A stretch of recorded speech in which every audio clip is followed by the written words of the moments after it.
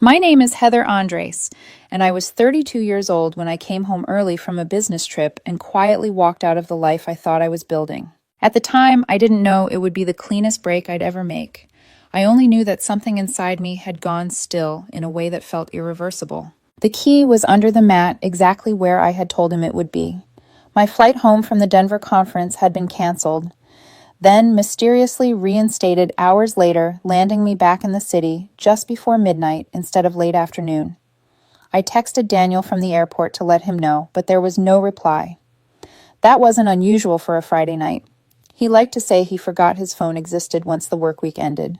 The apartment was silent when I stepped inside, a relief after 3 days of forced networking and fluorescent hotel lighting. I dropped my suitcase by the door, the sound of it hitting the floor too loud in the stillness. That was when I noticed the coffee table. 2 wine glasses, one of them marked with a deep berry-colored lipstick stain. Her color. I didn't stop walking, but something cold opened in my chest. A man's leather jacket was draped over the back of the reading chair by the window. Not mine. Not anyone I knew. The apartment suddenly felt unfamiliar, like a place I had broken into rather than come home to. I moved down the hallway slowly, my footsteps soundless on the carpet. The bedroom door was partially open. The scene beyond it was almost painfully ordinary. Daniel was asleep, his back turned toward me. Beside him was a woman I recognized instantly, even in the dim light, Rachel, his ex-girlfriend. Her head rested on his shoulder, his arm wrapped loosely around her waist. On the floor near the bed, a torn condom wrapper caught the streetlight, bleeding through the blinds. I didn't scream, I didn't cry, I didn't throw anything. I stepped back into the living room, sat on the couch beside the wine glasses, and waited. About an hour later, I heard movement. The bathroom light flicked on, then off. Rachel appeared first shirtless and startled, freezing when she saw me. Her eyes widened, then darted toward the hallway. She didn't say a word, just hurried back to the bedroom. There was frantic whispering, rustling, the sound of clothes being grabbed. Daniel came out next, barefoot and pale, his face shifting from confusion to panic in a heartbeat. "Heather," he said, as if saying my name might fix the situation. Rachel slipped past me without eye contact, clutching her jacket and shoes, and let herself out. The door clicked shut. The silence returned heavier than before. "How long?" I asked. He opened his mouth, then closed it. "It's not what you think." "It's exactly what I think. How long?" He rubbed his face. "A few months." The number landed with a dull thud. 3 months. 3 months while I worked late, traveled, planned a future that no longer existed. 3 months while he told me he loved me with the same mouth he had kissed her with hours earlier. Why, I asked, not because I needed the answer, but because it felt like the appropriate next step in the script. He exhaled sharply. "You're here, but you're not really here. You're always in your head, always working. Rachel is present. She makes me feel wanted." I nodded slowly. Something inside me crystallized. I went to the bedroom and pulled an old duffel bag from the closet. I packed without folding clothes, shoes, toiletries, methodical and silent. Daniel hovered in the doorway, his voice rising as panic set in. "You're really leaving over this? It was just sex." I zipped the bag and looked at him for the first time since the confrontation began. His fear wasn't about losing me. It was about losing control of the narrative. "I need to understand something," I said calmly. "You didn't intend to hurt me, right?" "Of course not," he said quickly. "I never meant to hurt you." I nodded once. "I didn't mean to leave you," I replied, lifting the bag. "I just don't care enough not to." The color drained from his face. I walked out. I didn't look back. The door didn't slam. It closed with a quiet, final click, like the lid of something already dead. That night alone in a cheap airport hotel, I felt nothing at all, and that terrified me far more than grief ever could. The hotel room smelled like citrus cleaner and recycled air, a place designed for people who were passing through and didn't intend to leave anything behind. I set my suitcase down beside the bed and stood there for a long moment, unsure of what to do with my hands, now that there was no immediate task demanding them. The humming inside my chest had faded, replaced by something emptier and wider, like static, stretching out in every direction. I wasn't crying, I wasn't angry. I felt as if a vital organ had been removed while I was awake, and I was calmly observing the space it left behind. I sat on the edge of the bed and stared at the wall until my phone vibrated. Daniel. 3 messages in quick succession. "Where are you then?" "This is insane then." "Come back so we can talk like adults." I didn't respond.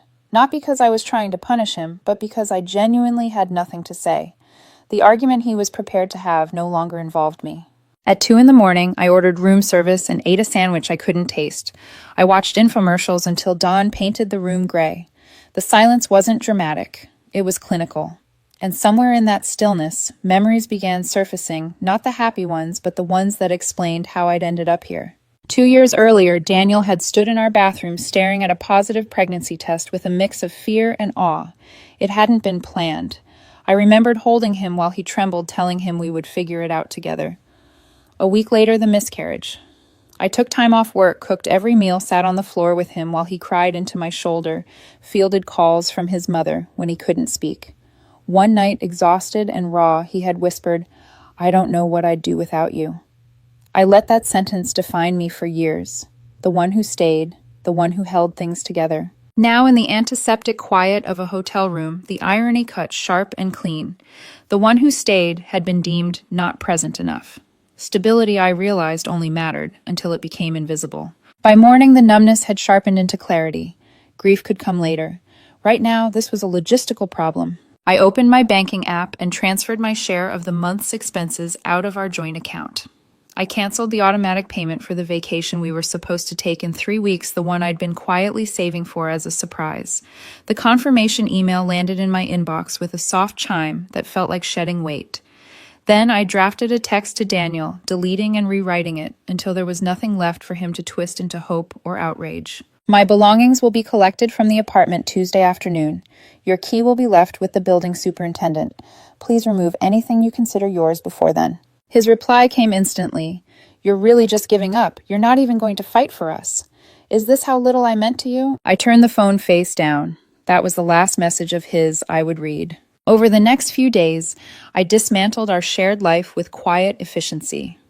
I blocked him on social media, unfollowed mutual accounts, changed my relationship status to single. It wasn't an act of bitterness. It felt like hygiene, like removing a source of infection before it could spread. I messaged 3 friends I trusted, telling them simply that the relationship had ended due to infidelity and that I needed space. I didn't ask them to choose sides. I just built a wall, brick by silent brick. Tuesday arrived without ceremony. I hired a moving service through an app, strangers in matching shirts who handled my clothes books and kitchenware with polite indifference. They packed everything into labeled boxes and placed them in a storage unit across town. The entire operation cost me less than $400. It was the best money I'd ever spent. The weeks that followed settled into a strange, peaceful rhythm. I extended my stay at the airport hotel, then moved into a small, furnished sublet downtown. Bare walls, neutral colors, a place with no memories attached to it. I went to work. I came home. I started running along the river in the evenings, the steady impact of my feet on pavement, grounding me in my body again. The silence in my apartment was no longer empty. It was clean. The first ripple of consequence reached me through a mutual friend over coffee one afternoon. He shifted uncomfortably before telling me that Daniel had moved Rachel in almost immediately, that the relationship was volatile, that money was disappearing, that arguments were loud and public. I listened without interruption, my reaction limited to a slow nod.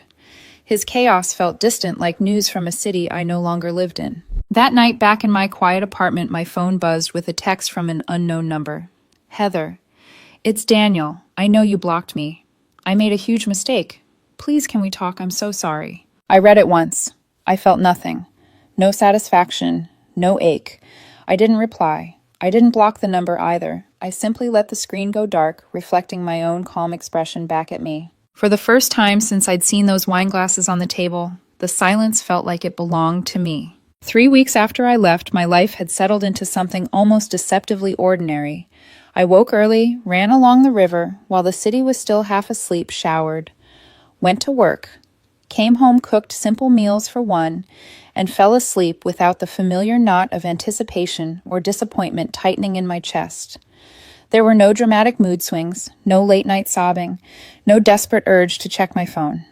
What surprised me most wasn't how much better I felt, but how quickly the absence of constant emotional management became normal. The first real update about Daniel arrived through Marcus, one of the few mutual friends I had chosen not to cut off entirely. He asked if I wanted to grab a drink after work. I agreed without overthinking it, assuming he needed closure more than I did. We sat at a quiet bar near the office, the kind with low lighting and conversations that stayed carefully contained within their booths. Marcus took a sip of his beer and studied the table for a moment before speaking. "You've really disappeared," he said finally.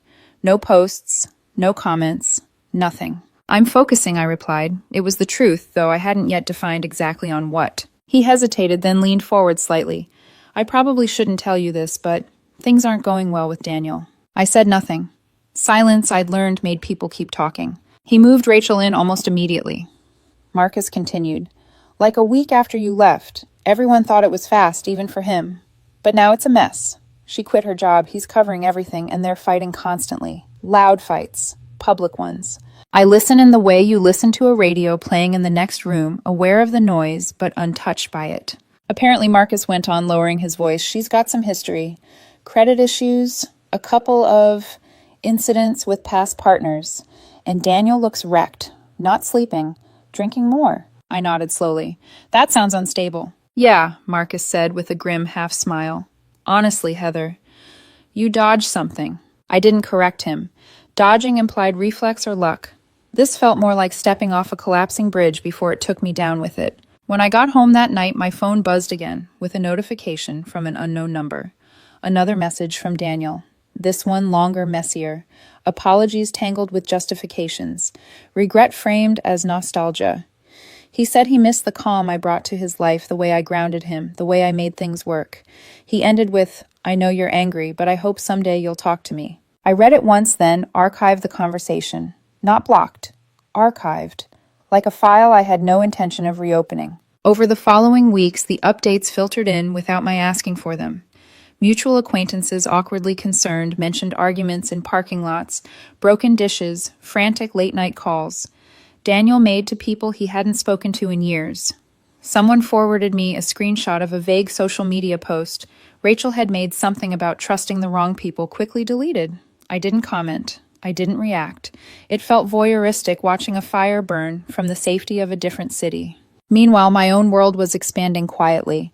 I signed up for a woodworking class at the community center, something I'd talked about for years but never pursued, because Daniel thought it was impractical, dusty, and unnecessary. The smell of sawdust, the concentration required. To make precise cuts, the satisfaction of shaping something tangible with my hands, it grounded me in a way I hadn't realized I needed. On Sundays, I reconnected with an old college friend, Aaron, and we started hiking nearby trails. Our conversations were easy, unforced. He didn't ask about my past. I didn't volunteer it. One evening after class, I checked my phone and saw a missed call from a number I didn't recognize. There was a voicemail. I listened to it later, sitting on the edge of my bed. It was Daniel's voice, strained and breathless. He said he was scared, that he'd made a terrible mistake, that things were out of control. He didn't ask me to come back this time. He asked me what to do. I deleted the voicemail. Not because I was angry, not because I wanted him to suffer, but because the role he was trying to pull me back into no longer existed. I wasn't his compass. I wasn't his stabilizer. I wasn't the person responsible for absorbing the consequences of his choices. The karma, I realized, wasn't dramatic. It wasn't revenge. It was simply the natural outcome of decisions meeting reality, unfiltered, unbuffered, and finally unshared. And for the first time watching it unfold from a distance, I felt something close to relief. The first call came on a Wednesday evening while I was sanding the edge of a maple board in the community workshop. The space was quiet except for the low hum of machinery and the rhythmic rasp of sandpaper against wood. My phone vibrated in my pocket. I ignored it until the vibration stopped, then checked the screen out of habit. Unknown number, a voicemail. I finished the pass I was working on before washing the sawdust from my hands and listening. The voice on the recording was bright, almost rehearsed. "Heather, hi. It's Melissa. I know it's been a while. Daniel's closest friend since college. The one who always treated me like a practical accessory rather than a person. I just wanted to check in, as a friend to both of you." I closed my eyes briefly. There it was, the shift, the narrative adjustment. She continued, her tone thick with sympathetic concern. "I know what Daniel did was wrong, completely wrong. No one's excusing that, but he's really struggling. Rachel, she's not who he thought she was. Things have gotten bad. He's learned his lesson, a really hard one." I let the message play out to the end before deleting it. I didn't call back. 2 days later, another attempt. This time from Nathan, one of Daniel's coworkers, someone I had shared dinners with holidays with. He was less polished, more blunt. "You don't have to forgive him," he said, his voice edged with frustration. "But disappearing like this—" "That's cold, Heather. He messed up, but he's paying for it. Isn't that enough?" I stared at the wall while the voicemail ended. Cold. The words sat there familiar and hollow. What they were reacting to wasn't cruelty. It was the absence of access.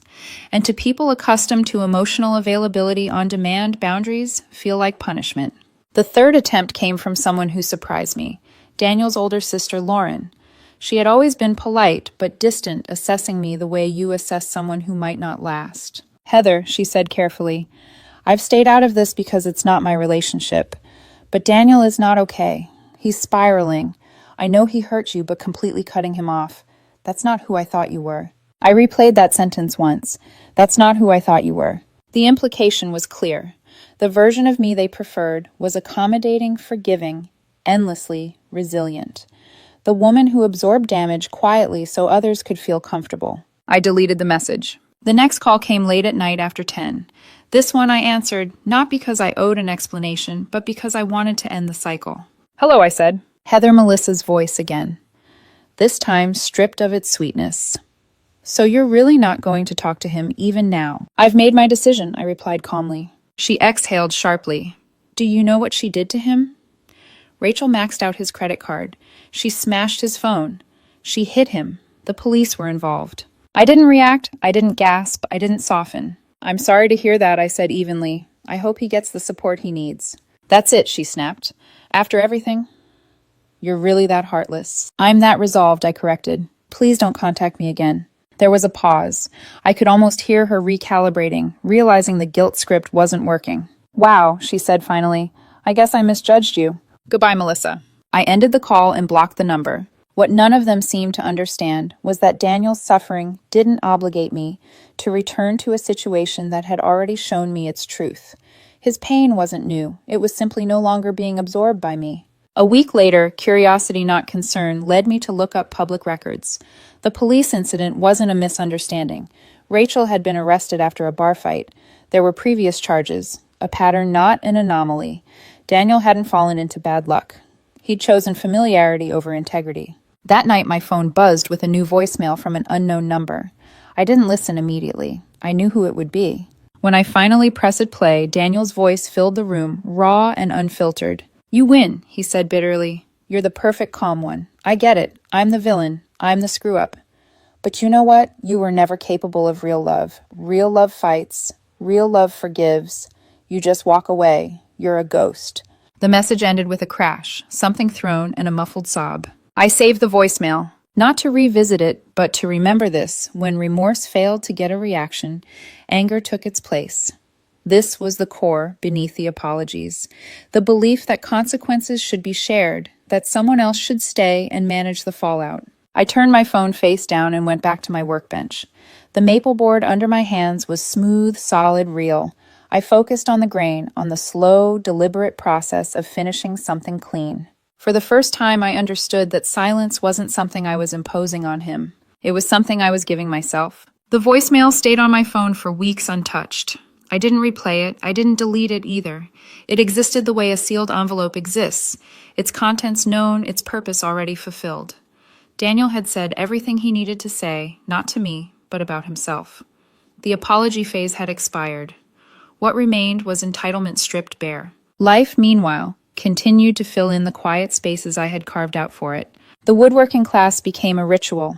Tuesday and Thursday evenings, the steady smell of sawdust and oil, the satisfaction of straight lines, and measured progress.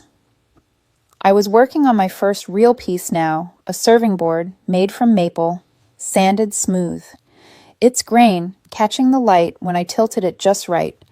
There was something deeply grounding about creating an object that did exactly what it was supposed to do. No hidden expectations, no emotional negotiations. On Sundays, Aaron and I hiked. Sometimes we talked about work, sometimes about nothing at all. The silences were comfortable, unweighted. I realized slowly how rare that had been in my previous life. Silence with Daniel had always been something to manage, to fill, to interpret. Here, it was just space. The next attempt to pull me back came not through words, but through digital noise. One evening, while scrolling absent-mindedly, I came across a blurry video someone had shared from a downtown bar. It took me a second to recognize Daniel. He was shirtless, shouting, struggling against two men while a police officer pinned him against the hood of a cruiser. The caption was flippant. The comments were worse. I scrolled past without stopping. It wasn't cruelty that kept me from looking closer. It was distance. The kind that comes when someone else's chaos no longer feels personal. 2 days later, my phone rang again. A local number this time. I let it go to voicemail.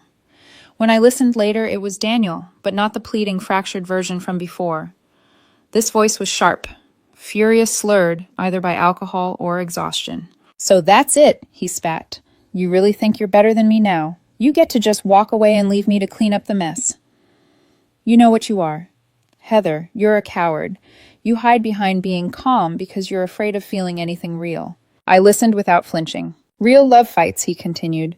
"Real love doesn't just leave when things get hard. I lost everything, and you don't even have the decency to tell me I deserve it." The message ended abruptly, followed by the hollow click of a call disconnecting. I didn't save this one. Not because it hurt me, but because it told me nothing new. Regret. I understood now comes in stages. First there's fear of loss, fear of consequences. Then there's bargaining apologies, promises, nostalgia. And when neither works, there's anger. The belief that someone else's refusal to return is an act of cruelty rather than self-respect. Daniel wasn't angry because I had left. He was angry because I had stopped cushioning the impact of his decisions. That realization settled something inside me completely. I finished the maple board that weekend, oiled it until the wood glowed warm and deep, the grain alive under my fingertips. Aaron came over that evening, and I grilled steaks on the tiny balcony of my sublet. We ate off the board, city lights blinking below us, the air cool and clean. As we sat there laughing about nothing in particular, I felt it a deep, unshakable sense of peace. Not relief, not victory, peace. The noise from my past had faded into a distant echo no longer capable of pulling me backward. Whatever Daniel did next, whatever story he told himself about how things had ended, was no longer mine to carry. And somewhere in that quiet certainty, I knew this wasn't the end of the story. It was just the point of no return. 6 months to the day after I walked out of that apartment, I was standing in line at a coffee shop near my new office, scrolling through design plans for a custom bookshelf on my phone. The sublet was long gone. I'd signed a lease on a bright, modern apartment overlooking the river, with space for a real workshop and windows that filled the rooms with clean afternoon light. The silence there wasn't empty. It was intentional, filled with music I chose, or the satisfying quiet of working with my hands. I was at peace, not the fragile stillness of survival, but the solid calm that comes from knowing your life is finally aligned with your values. The bell over the cafe door chimed. I looked up without thinking and saw Daniel. For a split second, my brain registered him as a stranger. He looked smaller somehow, his shoulders rounded, his coat hanging loose on a body that had lost weight it couldn't afford to lose. The sharp confidence he used to wear like armor was gone. In its place was something tentative and frayed. His eyes scanned the room, then landed on me and widened. Shock, hope, panic, shame. I watched the emotions cross his face like weather over an open field. I felt none of it echo inside me. He walked toward my table with careful steps, as if afraid I might vanish if he moved too quickly. "Heather," he said, his voice was rough, unused. I nodded once. "Daniel." The neutrality unsettled him more than anger ever could have. He searched my face, looking for a crack, a flicker of the woman who used to lean toward him instinctively. He didn't find her. "You look good," he said finally. "Thank you," I replied, as if he'd complimented my shoes. He gestured toward the empty chair across from me. "Can I sit?" "I'm waiting for a friend," I said. Not a refusal, just a fact. Just for a minute, he pleaded, already lowering himself into the chair, his hands twisted together on the table, restless. I don't even know where to start. I stayed silent. He filled the space as he always had. Everything fell apart after you left. Rachel, she wasn't who I thought she was. She took money. She hurt me. He said the last part quickly, like it was a key he hoped might unlock something. She's in jail now. I'm in therapy. I'm really trying to fix myself. I listened the way you listen to a stranger tell you a story on a train, polite, detached, unaffected. I replay that night over and over, he continued, his voice shaking. What I said to you, It was cruel. I was trying to hurt you because I hated myself. It wasn't true. You mattered. You were everything. The barista called my name. I stood, collected my coffee, and returned to the table. I didn't offer to get him anything. Is there any chance, he asked quietly, eyes glistening, that we could talk sometime? Just coffee. I'll take anything. I just want a chance to show you I'm not that person anymore. This was it, the final act. Vulnerability, remorse, the promise of change. It was well performed. It might have worked once. I set my cup down carefully and met his gaze. You told me the truth that night, I said evenly. You said you didn't care enough. He opened his mouth to argue, but I continued. That wasn't cruelty. That was honesty. And that honesty gave me the clarity I needed to leave. I paused, letting the words settle. I don't mean to hurt you by saying this, but that truth also means I don't care enough to revisit the past. There's nothing for us to rebuild. There's only what's already burned. His face collapsed, hope extinguishing in real time. So you feel nothing, he whispered. I feel peace, I replied. At that moment, Aaron walked into the cafe, spotted me, and waved. I smiled genuinely and stood. My friend is here, I said. I have to go. Take care of yourself, Daniel. It was the farewell you give a stranger. Polite, final. I didn't look back as I walked toward the door. As Aaron and I stepped out into the crisp afternoon air, the door of the coffee shop closing softly behind us, I felt the last thin thread loosen and fall away. Not with pain, not with relief, but with certainty. Whatever weight Daniel had once held in my life was gone, dissolved somewhere between the clink of a coffee cup and the steady rhythm of my own breathing. You okay? Aaron asked as we walked toward the river. Better than okay, I said, and realized I meant it without reservation. We spent the afternoon talking about a hiking trip he wanted to plan, about a piece of furniture I was designing for my apartment, about nothing that required emotional translation. When we parted ways, I went home alone, unlocked my door, and stepped into a space that was entirely mine. The light poured in through the windows, catching on half-finished wood projects laid out neatly in the corner. The quiet greeted me like an old friend. That evening, I cooked dinner slowly, deliberately, the way I used to rush through when my time felt borrowed. I ate at my table, washed the dishes, and sat by the window watching the river darken as the city lights came on one by one. I didn't think about what Daniel might be doing. I didn't wonder whether he was watching my life from a distance or crafting his own version of how things had ended. His story had moved on without me, and mine no longer needed a counterpoint. What I understood now, with a clarity that felt earned rather than sudden, was that closure doesn't arrive with apologies or explanations. It arrives when you stop needing the person who hurt you to understand why you left, when their regret becomes irrelevant, when silence stops feeling like punishment and starts feeling like ownership. The version of me who had found 2 wine glasses on a coffee table would have believed that leaving quietly meant losing. She would have thought strength required confrontation, raised voices, visible devastation. She didn't yet know that walking away without spectacle can be the most definitive choice a person makes. Daniel had accused me of being a ghost. He wasn't wrong, but ghosts don't haunt places they've escaped. They move on. They become something else entirely. Weeks passed, then months. My life filled with texture rather than noise. Projects completed. Trails.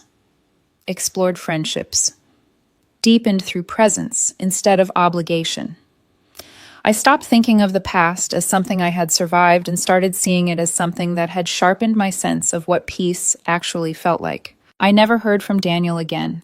Whether he learned from the wreckage or repeated the pattern elsewhere was no longer information I needed. His consequences belonged to him just as my calm belonged to me. The last thing I built that year was a bookcase that stretched from floor to ceiling solid and balanced anchored properly this time.